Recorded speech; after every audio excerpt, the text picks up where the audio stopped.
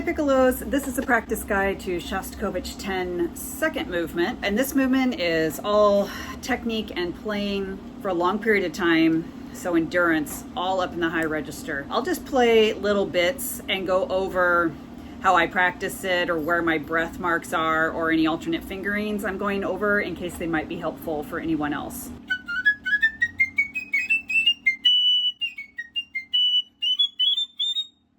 One thing I have to make sure and do is to not breathe too big, like open up the embouchure too much here at 1/473. I mean, I kind of break or breathe just because the whole orchestra breaks. You would sound weird if you went all the way through. You would stand out, you would stick out. So sometimes I just sort of break the air, but don't move anything. And sometimes I take a little breath. Generally speaking, this beginning and throughout the entire movement, everything for me, I feel like I have to remind myself to keep everything stable in the embouchure and the physical instrument itself. Just keep everything very still and stable. So that beginning's not too bad. And then we move on.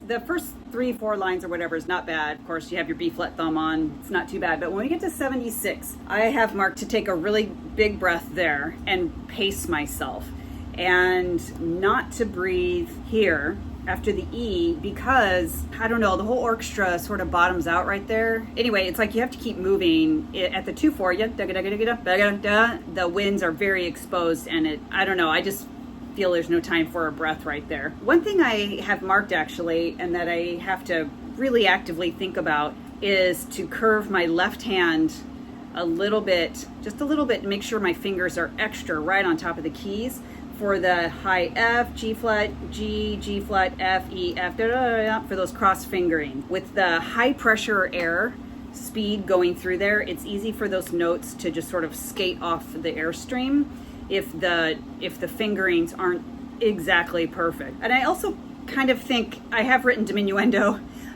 that really just means like to not overblow for me personally. So just to keep it all like contained in, like with the airstream.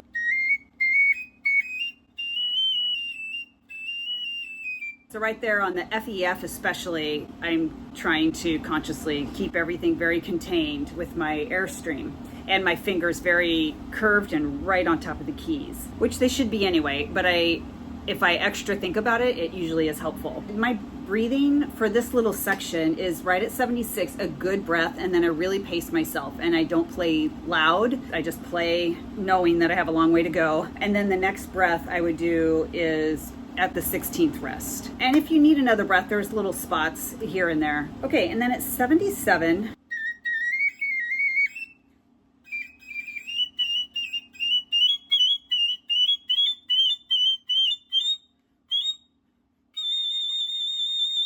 I take a good breath right here at the 3/4, and I have marked save, so I really pace my airstream. I also make an effort in those two measures especially to have my left hand, which tends to be a little bit like this, to just be a little bit more in and very curved. So for the F, E flat, F especially, or the E flat, D, E flat, yada-da, ba-da-da, to be cleaner there.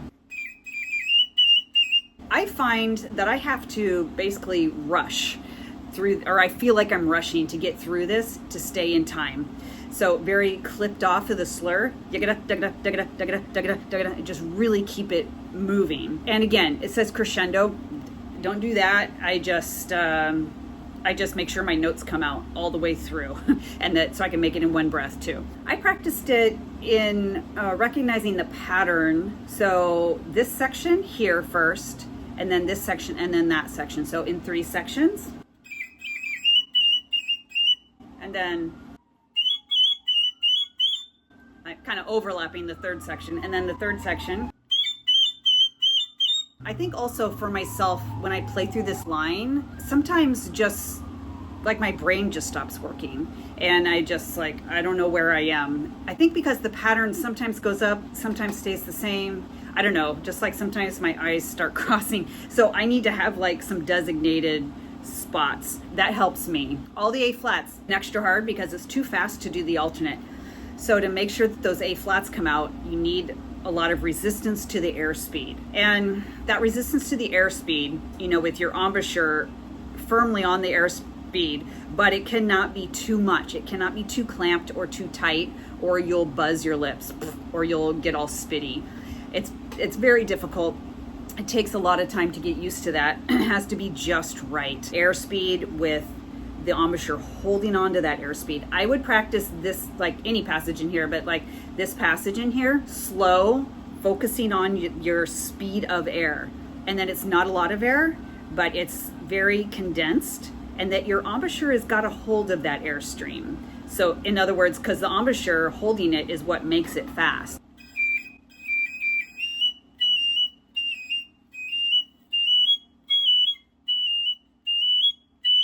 Etc. I'm just focusing on my air and that my notes don't crack or drop or buzz. And then these trills, basically measured trills. The first one, regular fingering B flat, and then regular A, and then you're just trilling. So it's that middle finger in the left hand. Ya da da da da da da da da da da da da da da da. You have to really make sure to pay attention to where you are with the beats, because it's easy to get kind of lost in the trills somehow, or maybe I'm just speaking for myself. And then on the last one, I always just go back to regular B flat fingering, but you don't need to probably. And then you do that all the way through there.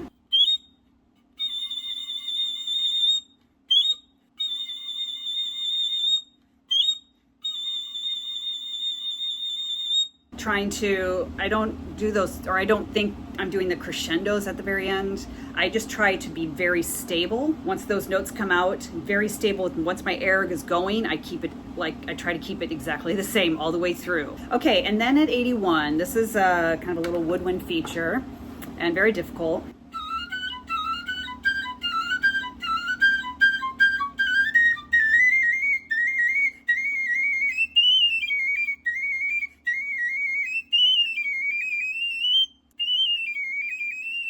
It says fortissimo, again, pacing, so I would not start out like, you'll never make it. You'll never make it through. Breathing is also key, having planned places you're going to breathe. For me, I am breathing here before 82, very quick, and then here before the A sharp, B sharp. I mean, I can make it past 82, maybe all the way to, somewhere else on that third line, but it starts to get very uncomfortable. So I just rather take two very small breaths. So you don't want to push your limits for your breath marks, wherever they may be. There's some 16th note passages, I think because our fingers are so close together on the piccolo, that somehow it can be a little uneven. Like for me, it's this B flat, A, B flat, B natural. Yaga da da, and I have a little line there, which means like yaga da, just make sure they're even. Sometimes it's just a little bumpy or a little uneven going through those particular four notes for some reason. And then that little breath, like I said, at before 82, very small, just a little suck in basically, and then keeping it all contained. Right after that, for me, I found I don't want to ever do up and over the 16th notes like here. You don't want to do once you start going outside of, I don't know, your protective shield or something, it's very easy to lose your notes. And I feel once I start to lose my notes, like either in technique or the notes actually speaking, or my embouchure fatigues out, it's really hard to get it back. So I try to just keep, like for instance, just more linear like this. I would practice a lot doing just this little section a bunch. Maybe just stopping on E or stopping on the F.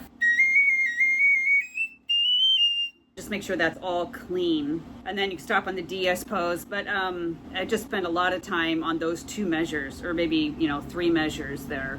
And then the last line, really just goes, and I try not to crescendo with my air, but just getting the notes out. I accidentally, when I was just practicing it a moment ago, before doing this video, I did a harmonic on the E flat, and then I thought, oh, I should have been doing that maybe this whole time. But right now I was just doing regular fingering, and that's how I've done it in the past.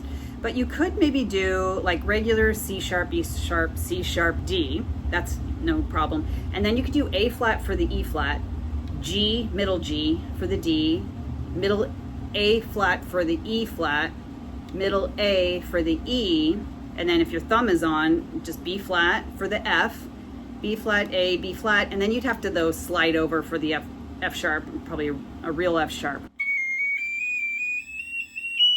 And then I also did G, middle G for the D right here. Yeah, I could probably work that up. I might do that in the future. Otherwise, again, you have to keep the fingers very close to the keys for the E flat, D, E flat, and the F, E, F for the cross fingerings.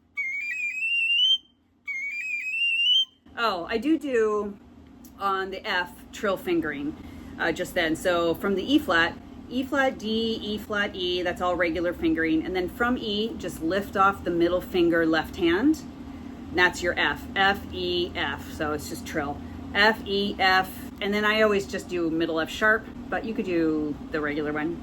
And then G. So that's what I'm doing. But again, make sure you have a breathing plan and that you always breathe or strive to breathe in those same places. It really makes a big difference. I also had to do in 82 and the identical measure right underneath it, almost like a slight accent or just like a mental accent on the D flat, because again, our fingers are so close together. It would, for me, get a little uneven through here. I think just to make sure this first finger comes off. Not a big push or anything. You don't want to be disturbing your airstream or anything, but that helped me a little bit. On the next page, 84.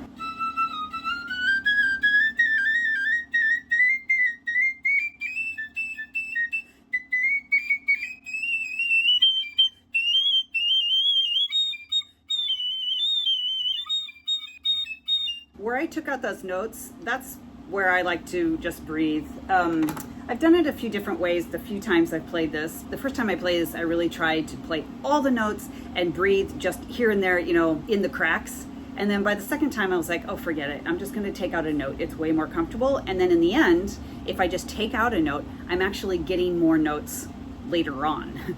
So I think it's so loud right here. I guess it depends on what level of orchestra you're playing in. You know, if you're a top level orchestra, yeah, you should probably try to get all the notes, I guess. I don't know. But that's what I did, and that worked for me to get through it. So again, I like to breathe here on this A. I just take the A out and breathe, so I get a good breath. And then I take this D out here and breathe. And then also this D. So that's where I like to breathe. And if you don't want to take out the notes and do all the notes, what I have done before, just so I can see from my past breath marks, is you could breathe here, or that's what I did. I mean, you could breathe kind of almost anywhere with little catch breaths. But what I did was here, and then looks like I did a breath here after the D sharp, and then real quick after the G, and then you try to make it the rest of the way. Let me see if I can do that. My old breath marks.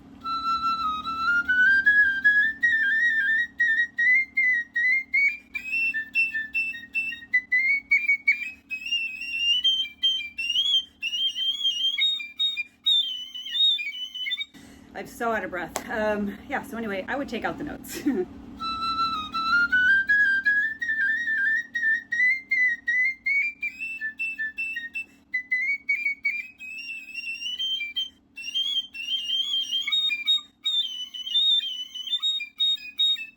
Some alternate fingerings, or not really alternates, coming from the D sharp and E beforehand, just doing trill fingering. So you have D sharp, E, and then just lift the left hand middle finger up. I would not do a real F. There's no time for that. So you have D sharp, E, F, E, D sharp, E, F, E, F, and then again, I just do the middle F sharp, but you could do regular. Here, I just did regular fingering. You could maybe do the first trill fingering for A flat. So you do real G, high G, G, F, G, A flat. Just add the trill key from the G. G, F, G, A flat, G, F, G, A flat. Oh, but then you have to go to B flat. So maybe you could do it the trill fingering or the trill key, push it with the middle finger, ya da da da da da da da, and then you're right there for B flat. I mean, you'd have to practice it that way.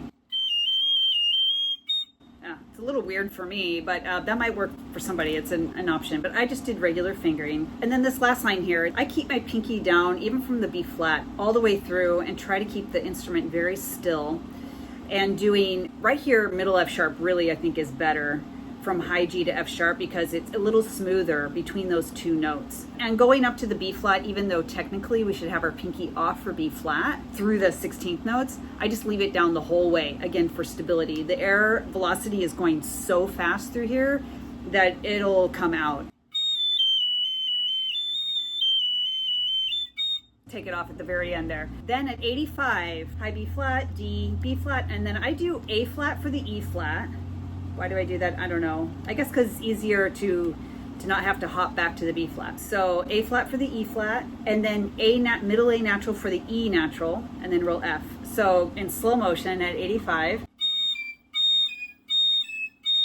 it's just easier in the fingers. Oh, it just keeps going. Okay, last page, yay. Oh yeah, this is difficult because we need to be soft to blend in to what the winds have already established. They built up from pianissimo at like, I don't know, 96 maybe. And then, I mean, it gets a little louder by the time we come in, but not much. And what makes it harder is G flats, which are squirrely, and A flat.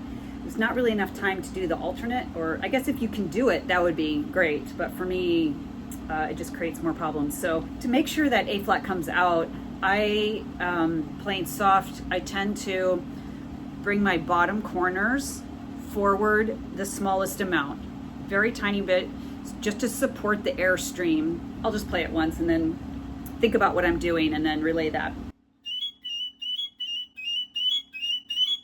Yeah, forward with the bottom corners, just a little bit helps me, I don't know, angle the air a certain way. And then when I go to the A flats, I noticed I went with my embouchure kind of like putting it straight down the airstream, and never rolling in. Rolling in on the piccolo, in my opinion, or from my experience, never works out. Once you start messing around with your placement, I guess I would come back to that instability word again. Like, I don't know, you can do that on the flute a little bit, but, or I guess it creates other problems. Then you're gonna choke some of your notes out, some notes won't come out. I don't know, to me it just creates other problems. So don't roll in. Actually, I'm kind of going, don't ever tell your flute teachers, but for the A flat, I'm kind of pulling back a little bit in the corner. So it's forward to support, and then while they're forward, to get the F, G flat, A flat. That's what I'm doing anyway, and that seems to work for me. And then maybe measure before 98. You can let it rip if it feels safe, if it feels stable. I know that's like the key word here. And then bump, bump, A. On these A's and throughout the A, G sharp, A trilly stuff, again, it's really important, I think, to keep your embouchure just still. So you don't want to freeze it in place, but once you get to the A, provided it comes out, A, just keep everything still. Don't be taking big breaths and disturbing your embouchure, because when it comes back, there's more room for error that you're not going to re-hit A again. So once you hit the first A, just stay there. I'm just keeping it there. And then these are just trills. What I do, real A, real G sharp, and then first trill key, ya-da-dum. So ya-da-da-da-dum, and then, so you're landing like this, which is A flat with the trill key. For pick up to measure before 99, at the beginning of this line, we're doing ya-da-da-da-dum. And then in the rest, I shift over and I do my middle finger on the ready to go on the trill key. And then G sharp, A, ya-da-da-da-da-da-da-da-da, B flat, so that I can get to the B flat.